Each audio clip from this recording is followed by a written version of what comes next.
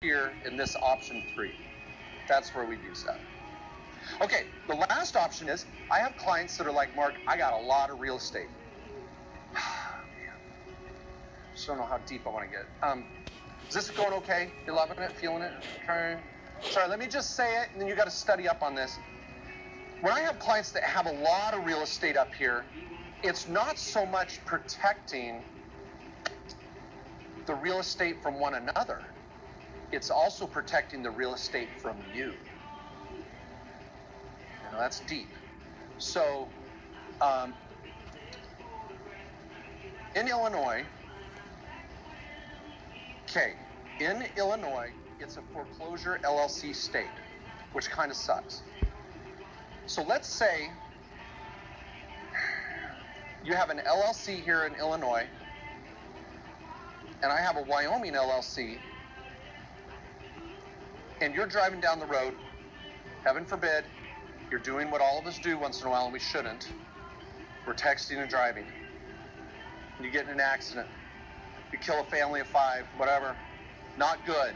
I know, I'm sorry, but we got to say, so there's a bad loss. You may have teenage drivers.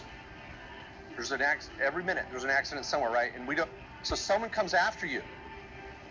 Can they get in your LLC in Illinois and go after your properties? Yes. They can force you to foreclose to get the money out of your LLC to pay the debt for you being texting and driving. Being an idiot, texting and driving. You're like, hold on, I set up the LLC to protect my properties. No. You set up the LLC to protect you from your tenants. But the LLC doesn't protect the rentals from you being criminal or being grossly negligent. Is this crazy? This is called outside protection, COPE protection, charging order protection.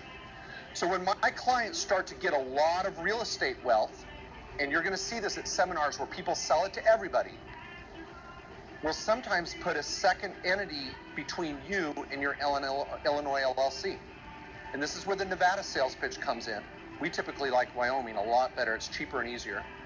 I can hide you in Wyoming. No one even knows you own this LLC. But anyway, this LLC owns your Illinois LLC, and this is where your rentals are. We add an extra barrier. So in our 4 options, one thing I'll do for my higher net worth clients, and some of you may have $1 million worth of rental property, I'll set up a holding company, and it's a COPE entity that owns your other LLCs that may have subs. You may have multiple LLCs. It was in Newsweek, they were showing Donald Trump's, he owns like 3 or 4 jets. He had 13 LLCs between him and the jet. Crazy.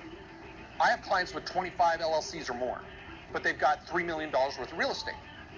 But I don't go out on this, with my clients on the phone or speaking saying, oh, everybody needs to be here. There's companies that do. And they oversell this. And they come to my office and go, Mark, I've got 3 LLCs. What do I do? How many rentals do you have? 1. So, here's the point. This is kind of cool, and it gets sexy, and I have a chapter in my book on this. But you're going to start out here in kind of the basic LLC, and we're going to graduate you and bring you along. We want to have an annual meeting once a year. You want to meet with your insurance agent once a year. You want to meet with your attorney once a year and go, hey, Mark, let's review my asset protection plan. I want to pull out your tax return, see how it's going. Wouldn't that be novel? Great idea, right? Just once a year. And we can, and so just think of an asset protection plan as it's going to grow with you. We don't go out and buy a pair of jeans that are too small. We buy a pair of jeans that fit. And then we maybe lose some weight, work into a new pair. But let's buy an asset